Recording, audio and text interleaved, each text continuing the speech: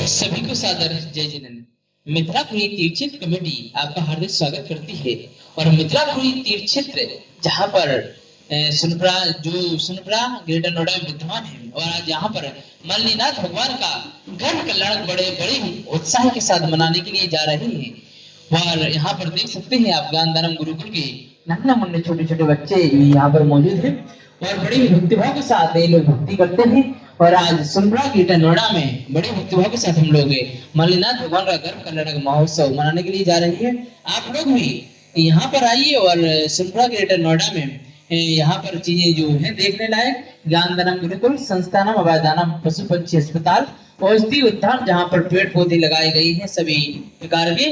और इसके बाद में यहाँ पर जो मंदिर है प्राचीन शैली में मंदिर बनाया गया है, जो यहाँ पर आप देख सकते हैं किस प्रकार से मंदिर है। और यहाँ पर जो प्राचीनता है अलग ही तरीके से झलकती है। आप लोग भी आए और यहाँ के दर्शन अवश्य करें। चलिए मनाते हैं बड़े भक्तियों के साथ मल्लीनाथ भगवान के घर कल्याण महोत्सव। सादर जय जिनेन्द्र।